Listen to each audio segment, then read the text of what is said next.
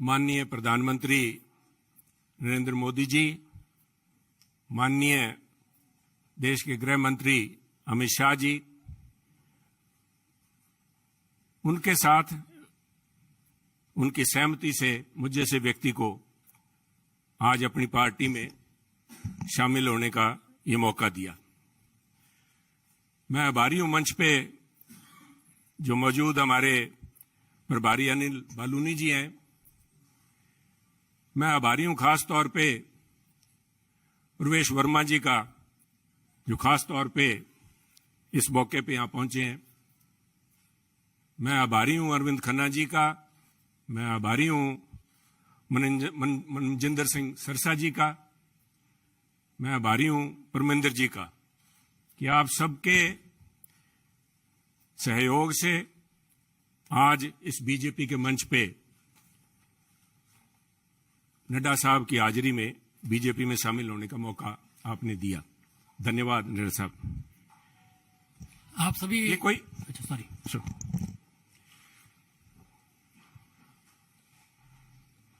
कोई आसान काम नहीं होता। 50 साल का संबंध मेरा कांग्रेस से है। हमारी 3 पीढ़ियां कांग्रेस पार्टी में सन 1972 से लेकर आज 2022 तक हमने पार्टी को अपना परिवार समझ के अच्छे बुरे समय में साथ रहे हैं। और एक चीज जो मैं समझता हूं, जिसकी वजह से, जिस आत्मीयता से और जिस खुले दिल से बीजेपी के शीर्ष नेतृत्व ने और नड्डा साहब ने आज मिलने का मौका दिया, उसका सबसे बड़ा कारण था कि सुनील जाखड़ ने राजनीति को निजी स्वार्थ के लिए इस्तेमाल नहीं किया। सुनील जाखड़ ने कभी तोड़ने का काम नहीं किया। हमने सभी हमेशा कोशिश की है, शायद सफलता ना मिली हो, जोड़ने का काम किया है। और मैं एक ऐसे सूबे से संबंध रखता हूं, एक ऐसे प्रांत से आता हूं जो गुरुओं, संतों, पीर, पैगंबरों की धरती मानी जाती है। अगर राष्ट्रीयता की बात, जैसे नड्डा साहब ने बार बार जिस बात को एम्फेसाइज किया है, आज अगर जहां देश की जरूरत राष्ट्रीयता की भावना की है, वहां अगर राष्ट्रीयता कहीं से चालू होती है, जिसे कहते हैं उर्स्प्रुंग, द बेसिक जेनेसिस, राष्ट्रीयता वो तभी पैदा होती है जब समाज में राष्ट्रीयता की भावना हो, एकजुटता की भावना हो। और पंजाब का मूल मंत्र ये रहा है, गुरु साहब ने, गुरु नानक देव जी ने सर्व साझीवालता की बात कब की थी?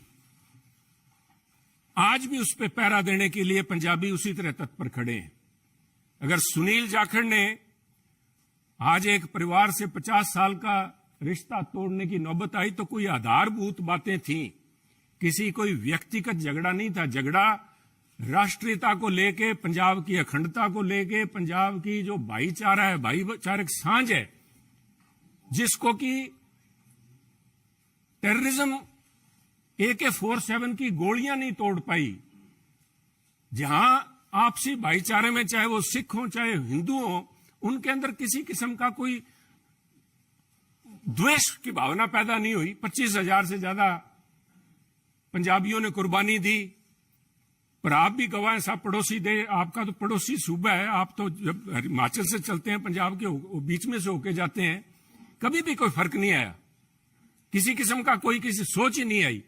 और उसी राष्ट्रीयता की भावना के लिए पहरा दे के सुनील जाखड़ ने अपनी 50 साल की जिंदगी का वही मूल मंत्र था।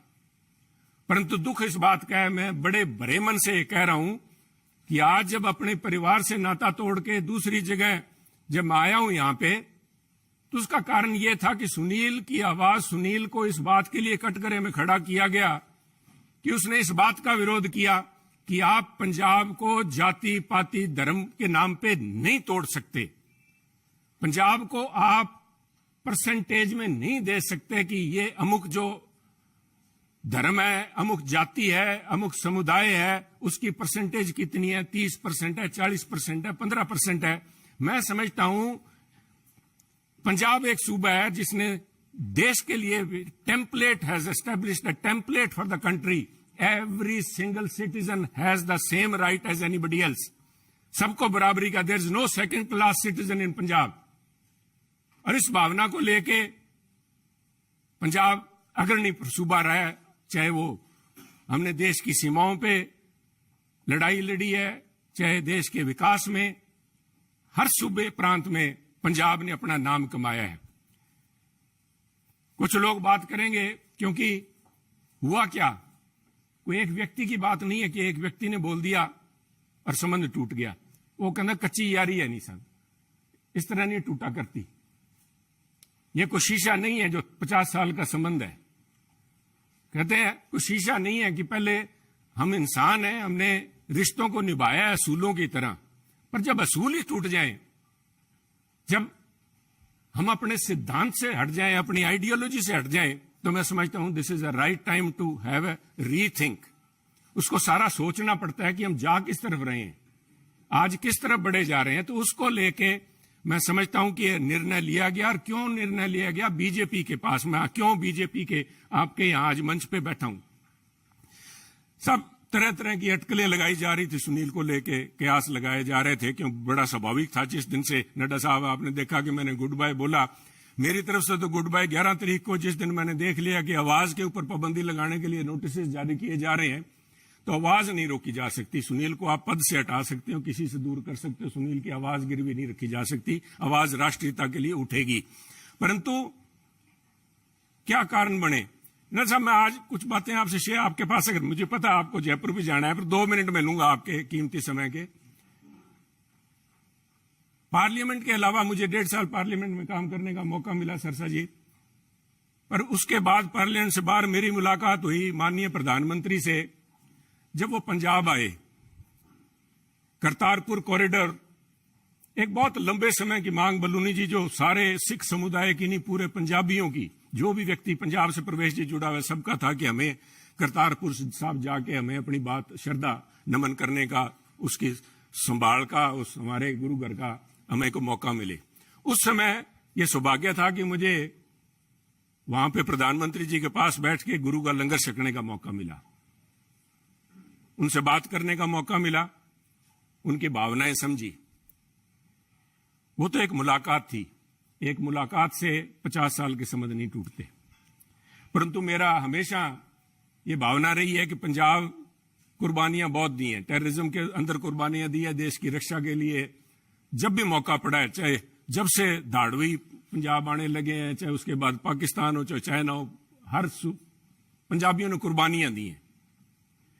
और उस कुर्बानियों को चलते मेरे एक मानना था हमेशा ही कि भी मौका लगा तो प्रयास करेंगे कि पंजाब को एक स्पेशल स्टेट का स्टेटस दिया जाए। नड्डा साहब, कागजों में तो अभी फॉर्मली नहीं दिया गया, कॉन्स्टिट्यूशनली तो नहीं दिया गया, बहुत सी मजबूरियां, सरकारों की वक्त की मजबूरियां होती हैं। परंतु मेरा मानना है कि व्यवहारिक तौर पे माननीय प्रधानमंत्री ने पंजाब को स्पेशल स्टेटस दे दिया। और उसका जीता जागता सबूत है जब माननीय प्रधानमंत्री ने लाल किले पे हिंद की चादर गुरु तेग बहादुर जी का 400वां प्रकाश दिवस मनाया, तो मैं समझता हूं कि उनके जो सबसे ज्यादा कट्टर विरोधी थे, उन्होंने भी अपने दिल में स्वीकार किया कि वो पंजाब की नब्ज समझ गए हैं। पंजाब की जो भावना है कि पंजाबी मिलजुल के मानस की जात सब एक को पहचानबे, कहां कश्मीर के पंडितों को लेके चाहे आज तक संघर्ष चल रहा है, कब गुरु साहब ने यहां पे इन मुगलों के पास आके अपनी कुर्बानी दी थी। और मैं समझता हूं उस भावना को नमन है, उस भावना को जितना भी कहें, चाहे बहुत से माननीय प्रधानमंत्री ने अपने कार्यकाल के दौरान बहुत से ऐसे काम किए हैं, पर एक पंजाबी के तौर पे मैं, शायद किसी को अच्छा ना लगे, मैं समझता हूं ये जो उनका एक कदम था, ये एक इज अ लैंडमार्क। इसने अपने आप लोगों की भावनाएं, लोगों की आज भावनाएं उनके साथ जुड़ी। और मैं समझता हूं कि आज मेरा यह सौभाग्य है कि पंजाबी होने के नाते और गुरु साहब की उस धरती से आते हुए, जैसे गुरु नानक देव जी के बारे में अल्लामा इकबाल ने कहा था कि फिर उठी सदा आखिरी एक तौहीद की पंजाब से, मर्दे कामिल ने जगाया हिंद को फिर ख्वाब से। आज मैं समझता हूं फिर वही भावना पंजाब से लेके यहां पे उस भावना, उस अलग की, उस ज्योति की एक उसको लेके मैं आज बीजेपी में आया हूं। और मैं समझता हूं कि आप लोगों के सहयोग, आपके मार्गदर्शन, माननीय प्रधानमंत्री अमित शाह जी के मार्गदर्शन में अगर मैं रत्ती भर भी देश में और पंजाब के लिए उस अखंडता को कायम रखने में कामयाब होता हूं तो मेरा जीवन सार्थक मैं मानूंगा। आपका बहुत बहुत धन्यवाद। जय हिंद, जय हिंद सर।